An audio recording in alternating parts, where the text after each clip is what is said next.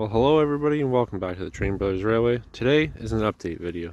I figured it's been a while since we've done an update video, so it's high time we come out here and take a look at the layout and see what it looks like after a pretty hard winter, I'd say. We did have a couple of feet of snow on this railway this year, and I figured I'd go and talk through some of the winter damage and some of the winter kind of stress that it puts on the railway, but it's nothing that's not fixable, and I think it'll be a good little video for people who are just getting started to see what the aftermath of a winter is on a railway, to see what it's like.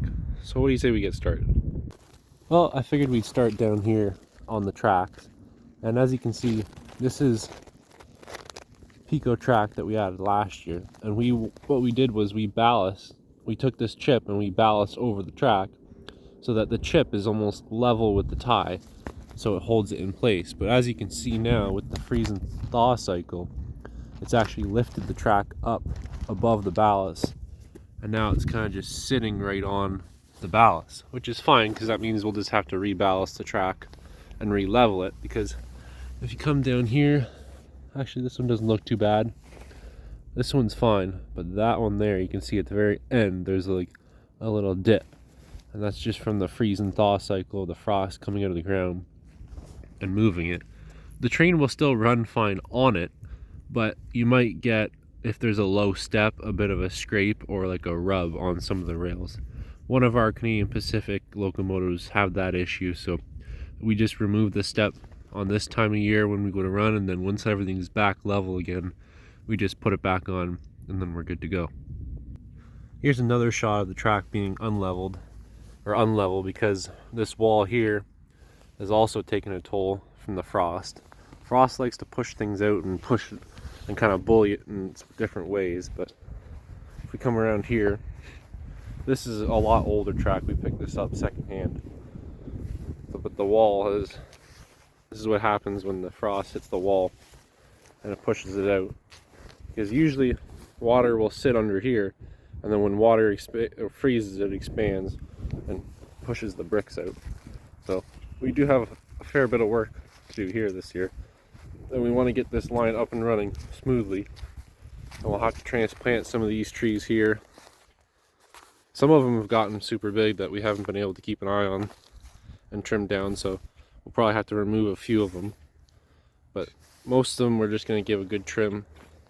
You gotta get a switch for in there, and then hopefully we'll be able to come right back in there and head down the length. This wasn't 100% set up before winter, so this isn't all of winter's doings. But if we come over here, we've got the rocks here. The tunnel doesn't move because, well, there's enough weight on it with the waterfall, and it sits technically on the dirt, so it didn't really move all that much. There's the view through the tunnel. We'll have a tunnel portal here in the summer that covers this pipe and makes it look a little bit more like a tunnel hole going through the mountain with the rocks. Then also too, something we gotta do in the spring is we get lots of wind out here, so whatever junk is left over from the fall, we'll have to finish cleaning up. And this is another issue too. This wire is our low voltage wire that we run for the lights in the buildings and a couple of switch motors, but usually we bury that in the chip, and that usually comes up through the frost, usually pushes that up as well too. But another repair we'll have to do is to our little canopy here. We'll go around the front and get a better view of that one. So this is our canopy that we added last year to put some shade to the pond so it wouldn't go so green, because we had put plants in it for the first year and we tried a few fish, but they didn't really last. So this is the canopy that we'll just have to drape right over. It didn't rip, it just pulled out because we had it secured to the side. But the pond is looking pretty good. That rock there we had on top to hold the cover down. So a little bit of work in there. That shouldn't be a big deal. Then our skimmer box is here, and we'll put our pump back in. And then we put this mesh over it so that it collects all the leaves and we don't have to skim them out after. We can just pull the cover right off, and then we'll be good to go. And the water should be clean. And then this, as you guys may know, If you watch previous videos, is where our station is. We usually have our 2 lanterns right there and there with the wires. This is our little switch house. Usually covers all this. This kind of just branches off and spiders to a bunch of different buildings. We have the switches here, but we haven't really used them, partly because the electrical for it is all the way back there, so we'd have to kind of figure out how to put a switch box there. It might be something to do this year, one of our projects this year for the railway. But last year was just kind of all about joining up the two loops, because when we first put this in, we had 2 loops so you could run 2 trains, because we had originally started on track power.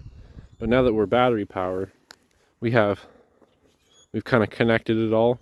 So, but we've insulated it so this loop and this loop can still be powered individually, because we still do have a few track powered locomotives. And then this here, the other half of Train Brothers really likes switching, so he put in a switching yard here, and I'm pretty sure recently he added this extra line here. And then this one here only runs track powered trains, and this is for our Stanson. And then he added the siding right there.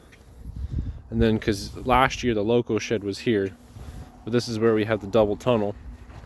And a lot of times we like running trains opposite, so one will be going in and one will be coming out. Just looks a lot cooler. But yeah, as you can see here with the tunnel portal, some of the dirt's falling in. It's just kind of one of those things you gotta do to get up and running again for the year. Usually it takes about a day for us to go through the whole layout and just tidy everything up, get it back up to running condition. But it's not like we haven't run before. We ran in the winter and that was a lot of fun. We tried snow plowing and that didn't work. I do have a video on that, but I don't know if I'll post that one because it's kind of a mishmash. But that's kind of what the layout looks like after a winter of snow. And this is the one building over here that we left out because it's built out of that smartboard siding kind of stuff, and it's big enough and heavy enough that we figured it would sustain the winter, and it did for sure. The only thing that we took in was, because we have removable doors, we took in the doors, but nobody's moved in, so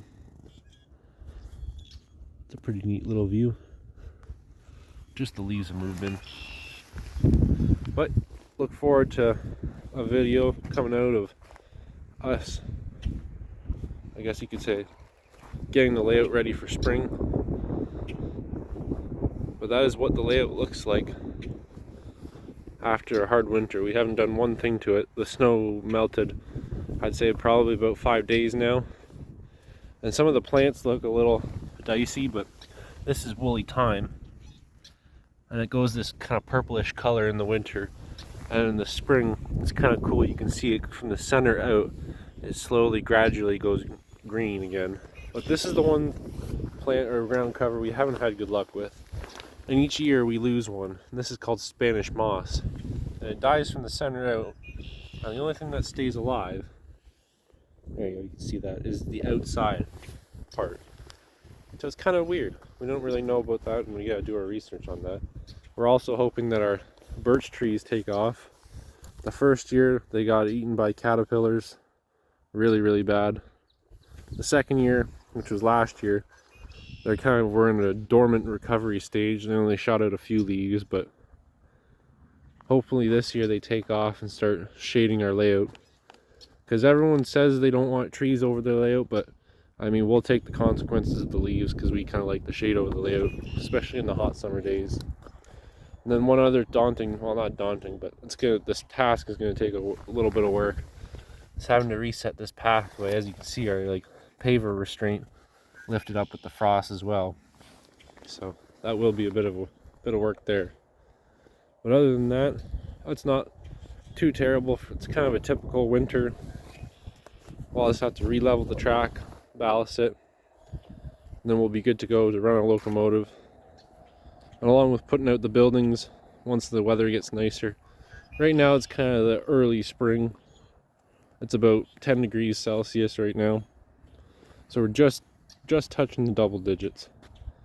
But that's kind of what the layout looks like after a winter storm, after a winter. So until next time, guys, take care, take it easy, and keep it on the rails.